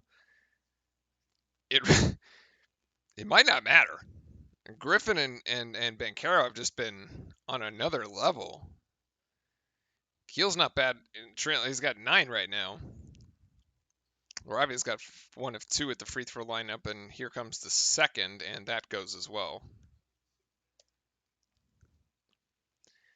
Wendell's going to bring this one up the court, and it's Roach actually in the game now. Roach to Griffin. Griffin, turn around. Oh, his defender can't even keep up with him. Griffin off the glass, no good. Another foul? Mark Williams going to be called for a foul. Third. Actually, our big men are in some foul trouble. Theo John's got 4 by my count. Mark Williams has 3. We can double check that. And it ends up being an offensive foul. So a little slowdown in the game here as Wake Forest is looking for an opportunity to get back into this. This is Walton working on Banchero. Good defense by Banchero. He's vertical. And that goes. No, actually. Oh, offensive foul. Okay. I didn't see that one at all, honestly. Some of these fouls have been phantom fouls. That is strange. Okay. Whoa, I thought Wendell almost threw that one out of the stadium. Wendell now diving in. Wendell's going to save it to Baker. Baker's going to go for three. Doesn't go. That would have been a spectacular. That would have been like a ESPN top 10 right there.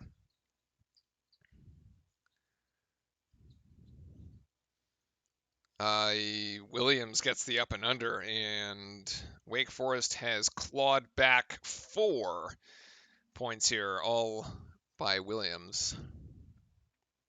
All right, now we actually need a bucket. We quit playing around, get a bucket. Bancaro stutter step move. Bancaro back to Moore. Don't settle for 3. Dive, go. AJ, go. No. All right, Bancaro. Going to work on Walton. Bancaro with the tricky moves. Bancaro in, out. Nope, out. Rebound down to Wake. I don't want to give Wake Forest any life here.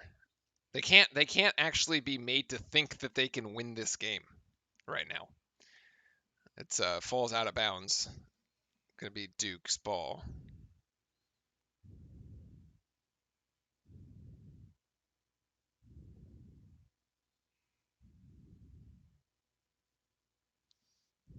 Coach Shire calling 3 with the calling out a play here as Duke's going to bring this one up. Let's see what this actually turns into. Might be worth taking a look.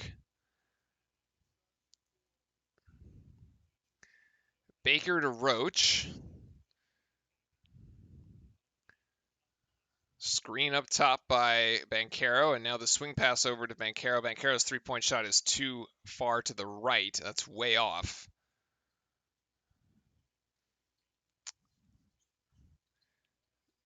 As Hildreth almost throws it out of bounds. Good active hands by Joey Baker to deflect that. Williams working on Griffin. Williams going left. Griffin sticking with him. Now he switches back right, and he'll get it. Williams is getting his 21 points for Williams. He's almost going to match Bancaro's scoring. He's carrying the Wake Forest team right now as Wake has cut the deficit down to 14. A little tenuous. Those last 4 minutes weren't as good as the first ones. A little timeout here by Duke, and actually it's going to force immediate timeout as well. Not a bad timeout there by John. We haven't really gotten much offense to go. Where is the, let's rewind there for a second as we, is the AJ, oh man, it's been a long time since we actually had a point scored.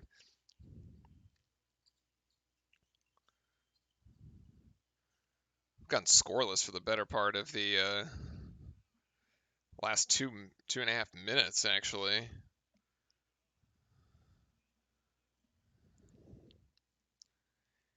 In any case, this one coming up is this beautiful AJ Griffin play, which is actually a fairly simple play. I don't really think there's much to analyze here. What you have here, Wendell to Griffin, and Griffin's gonna fake right, and he's just gonna go left, and he's just gonna drill this. I mean, fading away. It's just a one-on-one. It's just a spectacular one-on-one play. Yeah, just a spectacular one-on-one play. There's really nothing to draw up there on that one but I mean, Griffin's just been really, really good tonight. 16 points. Bancaro's at 22. Alondas Williams for Wake Forest is at 21.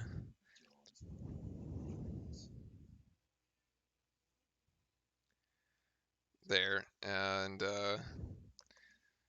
Wendell's got 3 still, and Keel's kind of stuck at 3 as well. Sorry, at 9. Quick check on the stats here. I think the 12 turnovers so far for Wake Forest. That's +3 there in the second half, and yeah, things have really kind of stalled out here for Duke, which is okay. We built a decent lead. 6-0 run for Wake Forest over the last 2 minutes 22 seconds of actual game time. It's been a little longer in real time. Duke 0 of 4. And we've had about almost a 3-minute scoring drought since AJ hit that 3 over there in the corner. So, yeah. In any case, appreciate everybody hanging out here tonight. It's been It's an early game, but I appreciate everybody tuning in. We do most of these games. We always do the weekend ones. Sometimes the weekday ones don't quite fall when we can do them. But in any case, make sure to hit that subscribe button to get notified when we go live and join your fellow Blue Devil fans in the Discord as well. Appreciate again everybody hanging out tonight and being awesome. I'm wondering why everybody but Roach is running point. Jacob Battle is asking any thoughts. I do have some thoughts. Chat, feel free to chime in as well. Well, Roach did not actually start the game. So the starting lineup is typically the Moore, Roach, Banchero, Keels, Williams starting lineup, in which case Roach is kind of de facto sort of that point guard there. Because Roach really isn't a shooting guard. He's a bit more one-dimensional, if you will. Really tough turnaround jump shot there by Wendell, doesn't go. Tonight, instead of Roach starting, Griffin started, and that's a charge. That's an offensive foul? No? Okay, fine. You don't just knock AJ Griffin over. But to be honest, we have a lot of really good ball handlers. We have Moore that can handle the ball, Banchero that can handle the ball, Keels that can handle the ball. I mean, the only person I wouldn't probably give the point guard duties to are Theo John or Mark Williams. To some degree, I don't know if Griffin is really going to be like a, point guard. I mean, he can create his own. And Theo John just didn't read the play there as Roach went right and he threw left, and that ends up in the front row. So I just think that the coaching staff is giving AJ Griffin the nod to start. I think we've seen a lot of growth. We've seen really good play out of him. He's been tremendous tonight. So even though he's sort of had that sixth man role throughout the season, Jake LaRavia finally finds a bucket here. He's going to get an and one out of it too, as Wake Forest is making a bit of a charge. And this is probably not what any of us wanted to see here. It's a Banchero foul. It's his third. So yeah, I do think it's a little awkward for Roach. He has no points tonight either. And him not playing point guard, I think he's just trying to. I don't actually know what his role then becomes. Like, he becomes like some sort of like off the ball shooter, like spot up shooter. I'm having a sort of trouble figuring that piece out too. Because yeah, he hasn't scored. So Griffin thought about three. Griffin, what a beautiful spin move! Oh, that should be a foul. It should be a foul on Williamson. Yes. Oh, sorry, Williams. I think that's his first. But Jacob, to your point, it leaves me a little confused about what does Roach do now. Because when he's been in the game, he hasn't been very effective either. Or he hasn't really done much. You saw that lineup change there after the first 4 minutes of play that brought Roach in with Joey Baker and AJ Griffin out, and Griffin misses that first one. And Banchero was out too, I think, and that lineup just didn't do anything offensively. So it does leave some questions. I think AJ's going to short arm that one. No, he's going to get that. It looks short. He ended up trailing his own shot, actually. All good, though. Duke's first point in almost 4 minutes of play. 4.5 minutes of play, actually. As we maintain this 12-point advantage here. Need a stop here defensively as Wake Forest has really gotten everything. They're going to call Wendell for a reach-in. And that's going to send LaRavia to the free throw line. So yeah, Wake Forest not quite dead yet. Although Demon Deacons finding a way to resurrect from the dead, I suppose.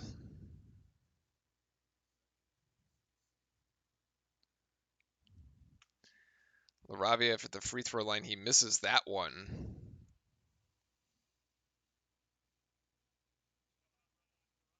So yeah, I think more the question becomes how does Roach get used from here if he's not going to be a starter? It made a lot of sense for AJ Griffin to come off the bench as a sixth man. I think that made a lot of sense. It also makes sense that he gets his starting nod because he's been playing and practicing really well.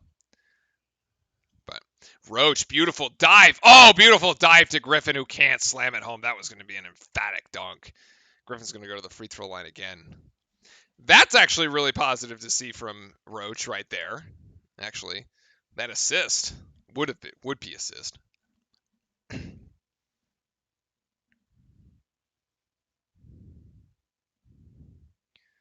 A very efficient night for AJ Griffin, 6 of 8. He's got to clean it up here at the free throw line and see him knock down 2. Short on the first.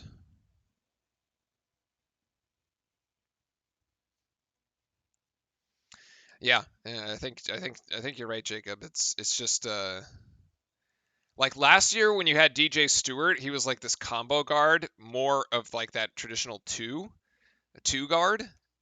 But if you juxtapose Roach and Stewart based on what we saw last year, you're like Roach is not DJ Stewart, right? So anyway. Oh, blocked from behind by Banchero. And Duke is out on the run. Yes, get it. Keels, reverse. That's goaltending. That's goaltending. That is goaltending. Absolutely goaltending. Luckily, he actually touched this. I don't think this goes in. Maybe it does. I don't know. It's really close. It's on like just the side of the rim.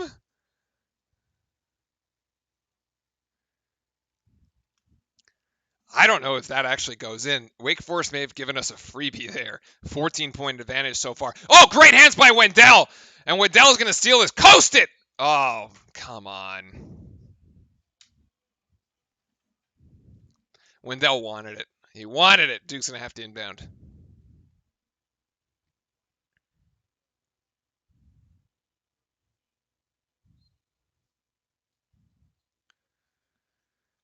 Bang. Way too easy. We're going to look at that replay at the 9:20 mark. That baseline out of bounds play has become a staple of the Duke offense this season. Run to perfection. That was beautiful. AJ Griffin, decent defense there. Better offense by C, and he's got 4. Duke and Wake Forest managing now to trade some buckets. 14-point advantage as we tick under 9 minutes to go in the game. I think after the next TV timeout at the 8-minute mark, we're going to see Duke really slow down the offense. 15 seconds to go here on the shot clock. Duke's going to take this one deep, too, I think. AJ Griffin trying to get his man off the dribble. Oh, beautiful little letdown there. Dump off for Roach, and Roach actually draws a foul, and that should be... No, we're not in the bonus.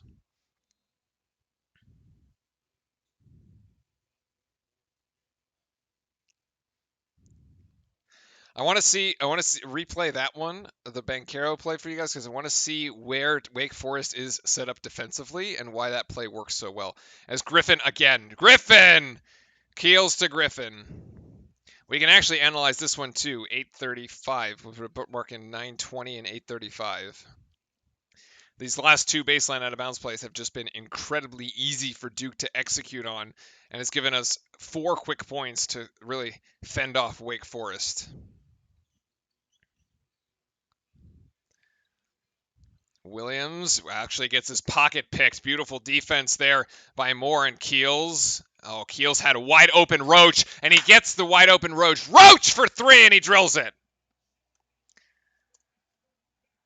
Now, we didn't say Roach couldn't shoot. We just said he probably wasn't, that spot-up shooter. He proves us all wrong there. Beautiful shot by Jeremy Roach. 66 points now for Duke. 66-47. And I don't know if this is going... Is this just going to go to the media timeout, or is this a quick 30-second timeout for a Wake? That I can't tell. Okay, well, in any case, either way, let's rewind this. We're going to look at the baseline out-of-bounds plays here and why these worked so well. So this is the first one, and this is going to be the Banchero dunk. All right, so Wendell's going to call out this play. Hold on. Okay. All right, here we go. Here we go. So actually, I think this is going to be a. I think what's going to happen here. I actually have not seen this play. I think this is going to be actually. Well, no, sorry. Let's reverse that. Keels is going to pick up here, and Banchero is going to slide in here. I think this is how this is going to work. Yep, just a little rub. This dude over here, this guy, LaRavia, look where his eyes are. Nowhere. He's looking up at the ball. He never even saw Banchero. This is bad communication. Walton over here has got to tell LaRavia to switch off, to put a body on Banchero. Because Banchero's just going to be wide open. LaRavia is ball watch. He's caught ball watching. And then he turns around and finds Banchero behind him. And it's like, oh, that guy just dunked it on me. Yeah. So, anyway. That's why that one works so well. And then, let's see, there's this other one. 835, which we wanted to look at. Right? Okay. And so here's the start of this play. And if we let this one run forward. Oh, it's just yeah. It's just a rub there. Yeah, it's just a quick rub if we look at it, go back a few seconds.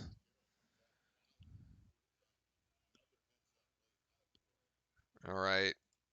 Yeah. So essentially what ends up happening is Wendell jumps up, jumps his man. Griffin is making this curl and cut. This dude right here has to block this. Has to stop that. Williams has to move up to block the lane. But he's not even looking. He's like looking over here. He doesn't see this play coming at all. Run it forward, and he just the ball just goes. He's like looking at Banchero. He's completely lost. Williams is completely lost for Wake Forest on that play. Just completely lost. And in any case, that's where that ends.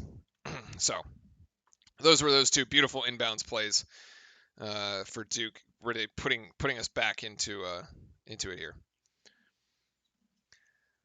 Wake Forest with the ball now after the timeout. So I do think that was the media timeout. Very active hands here for Duke. These in this second half. Duke bringing the double team now. Keel. Oh, great. Active hands by Roach. Who picks up the steal. Pass it to Keels. Pass it. No, he's going to pass to Wendell. Oh, Wendell tried to go for the poster. I love the aggressiveness. Hildreth picks up his third as Wendell tried to sky for it.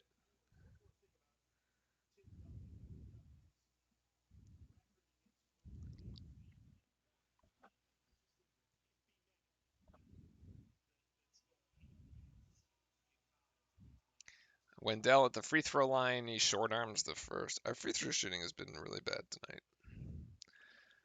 Dare I say, atrociously bad.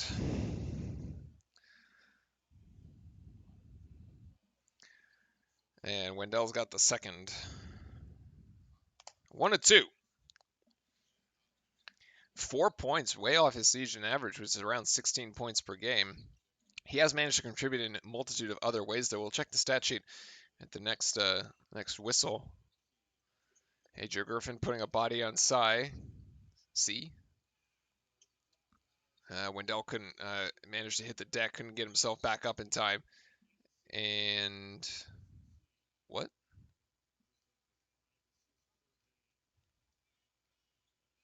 They need to clean the floor or something?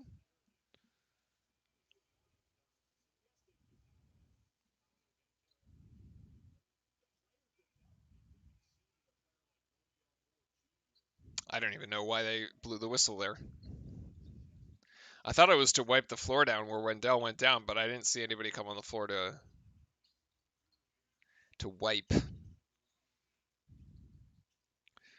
Hildreth. Held it at the jump shot. It's a total air ball. It just lands in the lap of Wendell on the weak side.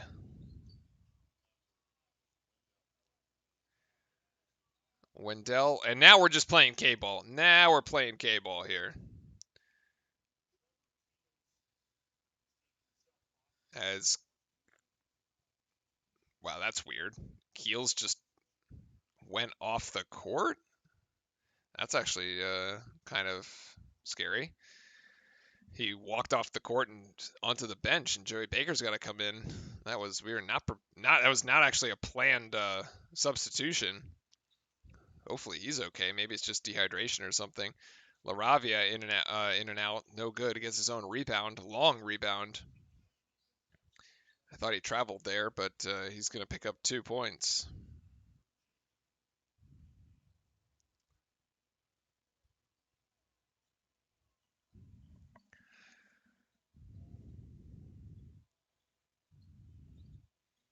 Wendell just slowing things down now. 6 minutes, 10 seconds to go in the game. Roach, the no-look pass over to Baker, and Baker was stepping on the end line.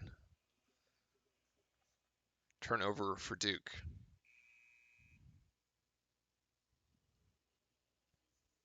Keels, maybe an ankle or something? Shoulder.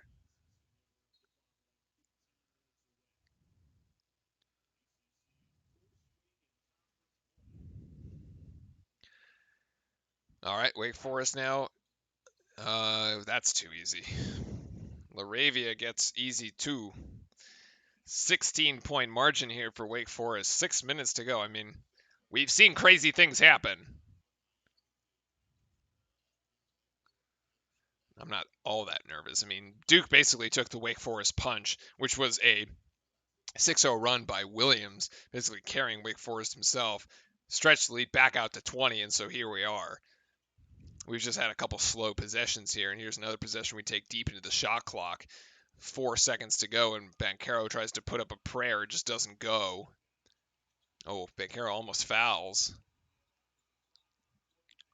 And this is going to be Musius for 3, and he hits it. And 13-point margin now. Timeout, John Shire. Let's Wake Forest has thrown another punt, another haymaker here, if you will, trying to get themselves back into the game. It's Mark Williams that has 4 fouls. That's right, Williams and Theo John both with 4 fouls. So we basically lost our front court.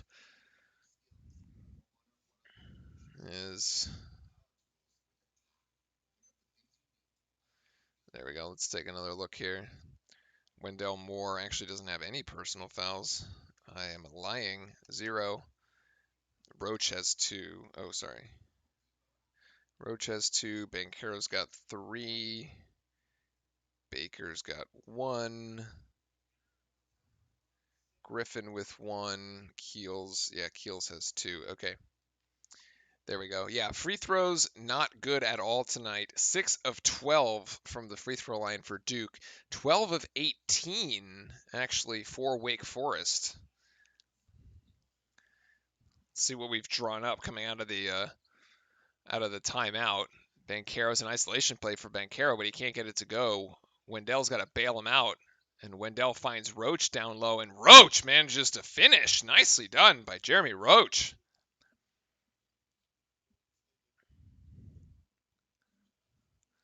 Little guy over big guy there as Roach connects. Good defense here by Baker, denying the pass into Musius.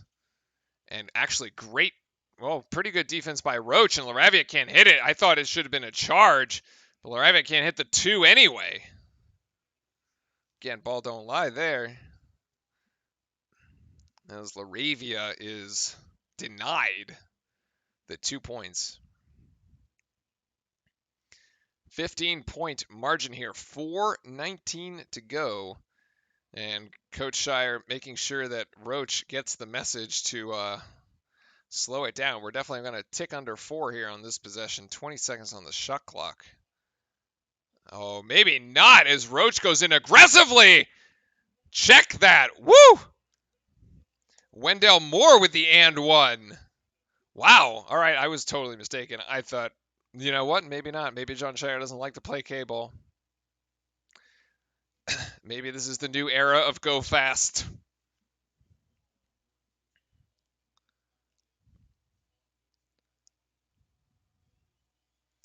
Wendell 6 and now 7 points.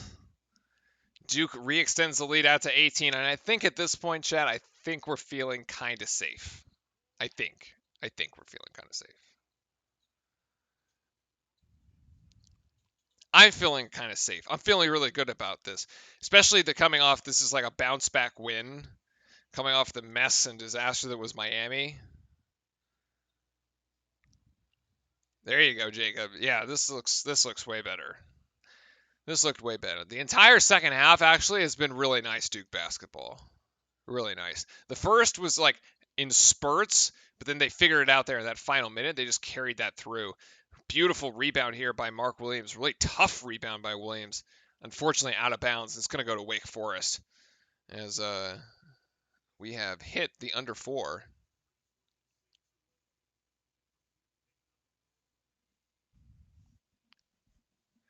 Coach K, give it. No, Coach K. Oh my God, Coach Shire.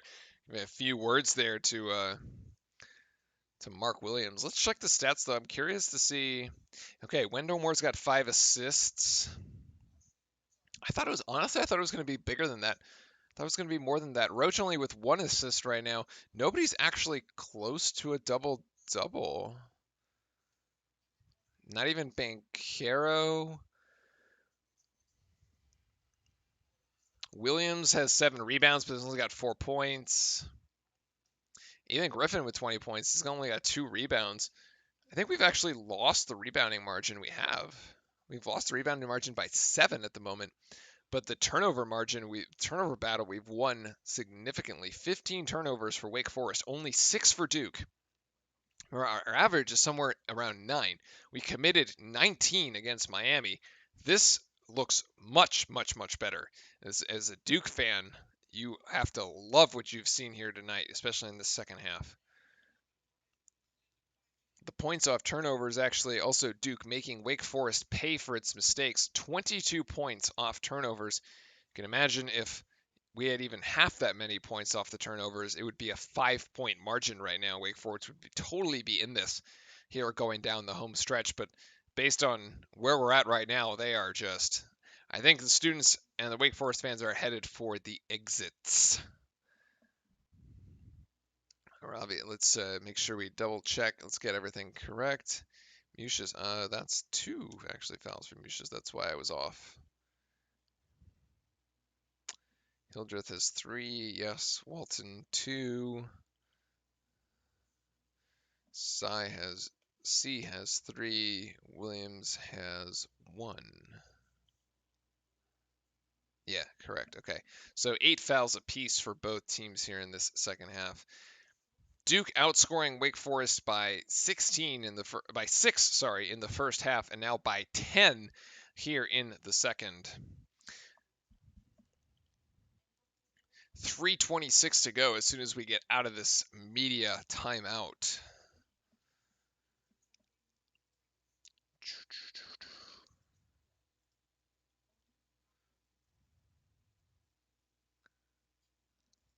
And here we are, ready to go down the final stretch here. 3:26 to go. Duke by 16 in Wake Forest, trying to get a bounce back win after the debacle in Miami. Once again, I really thank you everybody for hanging out here tonight. Chat has been great. Your support is awesome. Really appreciate it. Again, if you need the game, jump into Discord. Make sure to hit the sub button so you know when we go live. We do most of these Duke games here. Sometimes the weekday ones get a little difficult based on the schedule, but we'll definitely be back on Saturday to get the, I think that's a game against the Wolfpack, NC State. It's always a curious one because they think it's a rivalry when it's really not. To be fair, Wake Forest also thinks this whole Duke-Wake Forest thing is a rivalry, and it's really not. But if you ask any Wake Forest student, they'll think there are rivals. which is kind of sad for them, to be honest, as we really know that the only true rival is North Carolina. Easy points there for Williams. Little amoeba defense. Not very good defense rather from Duke on that one, but no foul at least.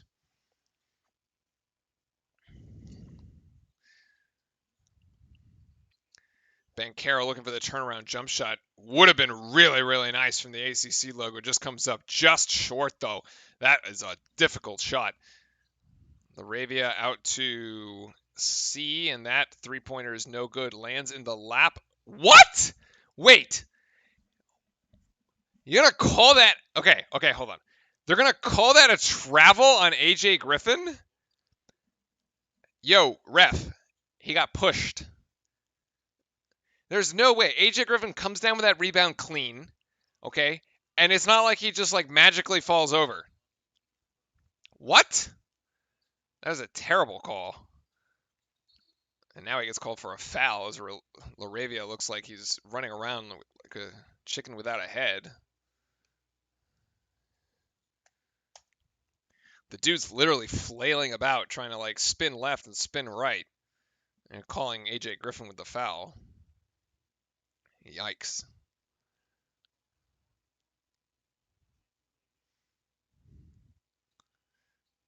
But yeah, not what the Wake Forest fans wanted to see tonight. And this game is not going to come down to a Luke Kennard three-point winner. And Harry, thank you for the claps in chat. I appreciate it. And this is 12 points there for Laravia.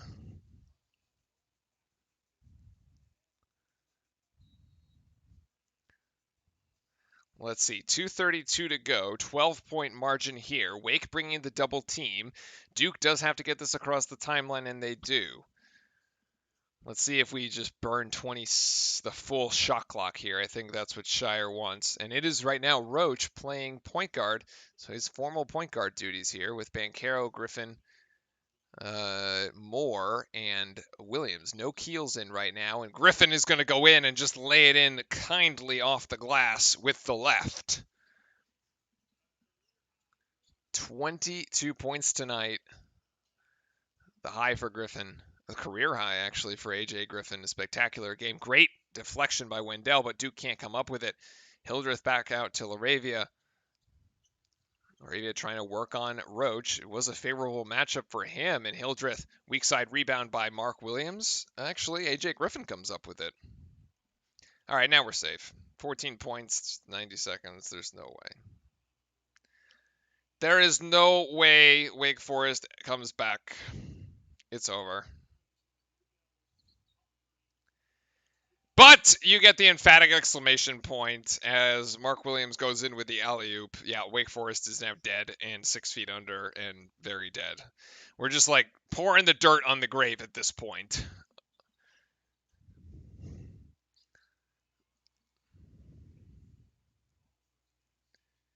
C gets 2 more, 6 for him. And we take under a minute.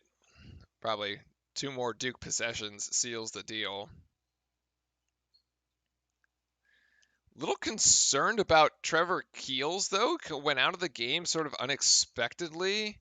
Did not come back. Banchero's going to go for 3. That's actually turns into a pass there for Moore and AJ for 3. Duke bench really wanted it, but can't come up with the weak side rebound.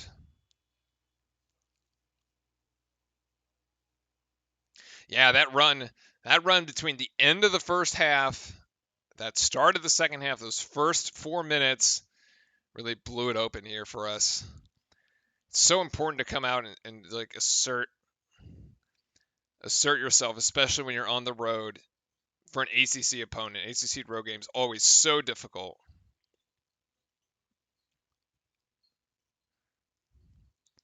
Williams is going to try to get for 3. Laravia with the rebound, and he'll go 2. So Laravia is going to end this game with 14 points. Williams for Wake Forest is going to end this game for 25. And no other Wake Forest player is going to have more than 6.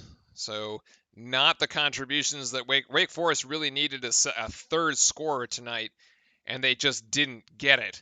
Duke, on the other hand, carried by Banchero and AJ Griffin. 24 points for Banchero tonight, 22 points for Griffin. Keels contributing another 11 as head coach John Shire gets his second official win to go along with his Wake Forest win from last year. I guess he now has a 100% career win percentage as a head coach there. And Wendell Moore with 7 points, Jeremy Roach with 5, Mark Williams contributing 6, and actually Joey Baker has a single point that he scored on a free throw. He went 1 of 3 from the free throw line to get that one. 6 assists for Wendell Moore. So even though he only got 7 points, he found other ways to contribute, and the 6 assists were huge as well. Trying to think what else here. Williams 7 rebounds. Keels actually 4 assists. Hopefully he's okay again, exiting the game sort of unexpectedly there. Duke with 13 assists on 31 made field goals. Actually, probably not our best assist to field goal percentage that we've seen, but only 7 turnovers tonight, which is a huge breath of fresh air from what happened in the Miami game the other night, where we had 19, almost a 2-to-1 assist to turnover ratio. You love to see that piece. Wake Forest on the other side giving up 15 turnovers, creating 22 points off those turnovers for Duke. Duke ends shooting the game over 50% from the field. At one point, we were down at 35. It ends up at 51, shooting a total of 31 of 61. Wake Forest down at 44%. Doesn't quite end up where they want to be there. Duke also, we got hot from the 3, by the way. We were 1 of 8 in the first half from the 3-point line. We finished the game 7 of 15. And now if we just do first half, 3. Oh no, sorry, we were 4 of 8 because we hit a bunch there at the end. My apologies, and we ended up going 3 of 7. But Wake Forest never really could connect from 3, and that ended up being a big difference in the game too. Wake Forest did beat us at the free throw line, but at some point it doesn't really matter there. So yeah, how many assists did Wendell have? Wendell had 6 assists for Wendell Moore to go along with his 7 points. So almost as many points as assists there. Wendell playing a very, very nice game. From that standpoint, also played pretty good defense. So knowing his role, fulfilling that to the maximum, very nicely done. Did get out rebounded, +7 on the side for Wake. Not the end of the world. Turnovers for Wendell, 0. I think Lamont is trying to get me to show off the stat line, which is actually a fantastic point, by the way. 6 assists, 0 turnovers for Wendell. And to Lamont's point, that's actually really good. Nice bounce back game for Wendell in that department. Yeah, because 13 assists to 7 turnovers for the entire team. But very good. Chat keeping me honest here with the good stats. Yeah, very good game here. Points in the paint. Duke just owned the paint tonight. 44 points in the paint. Over half of our points coming from the paint. 11 points in the fast break. 5 blocks as well. A majority of those probably going to go to Williams, would be my guess. It doesn't actually give me a block breakdown. But 7 steals. Remember, before the COVID pause, Duke used to average about 9 steals per game. In the 2 games since the COVID pause, the Georgia Tech and the Miami game, we've stolen the ball twice.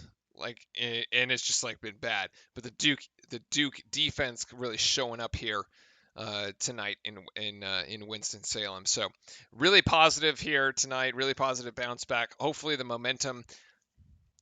found something here tonight. This momentum can continue into Saturday's game against NC State. We'll be back for that. It's going to be at 2 p.m. I think exploiting matchups with one-on-one ball was a great coaching strategy by Shire. I mean, Shire has not disappointed so far. The game against Boston College last year was really close, and they kind of escaped that one, if you will. But Shire did really well tonight, jumping in here for K. So yeah, the game this weekend. Yeah, it is against NC State. It's in Durham, so it's in Cameron. It'll be a 2 p.m. tip-off on Saturday.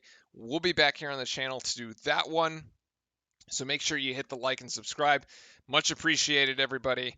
I'm off to finally have some dinner here on the West Coast. Hopefully, everybody has a nice end to your week. We have made it over the hump day, Thursday, Friday, and then the weekend.